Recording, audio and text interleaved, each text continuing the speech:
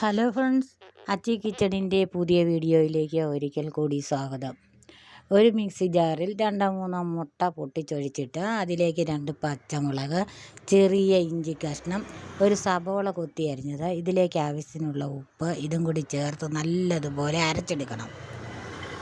3-4 ബ്രെഡിൻ്റെ പീസ് എടുക്കണം. അതിൻ്റെ സൈഡെല്ലാം കണ്ടിച്ച് മാറ്റി വയ്ക്കണം.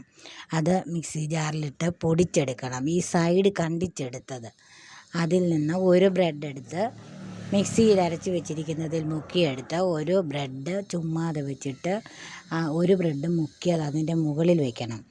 നടുവിൽ വെച്ചിട്ട് മറ്റേ ബ്രെഡ് അതിൻ്റെ മുകളിൽ വയ്ക്കണം. ഇതുപോലെ സാൻഡ്വിച്ച് മാതിരി.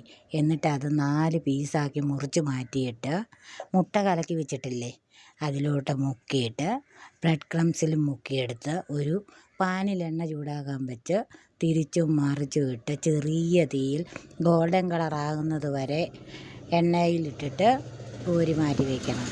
നല്ല സ്നാക്സാണ്, കുട്ടികൾക്ക് നല്ലതുപോലെ ഇഷ്ടപ്പെടുന്ന പലഹാരമാണ്. എല്ലാവരും ഒന്ന് ട്രൈ ചെയ്ത് നോക്കിയിട്ട് ഫീഡ്ബാക്ക് അറിയിക്കണം.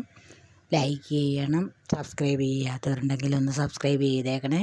Thanks for watching.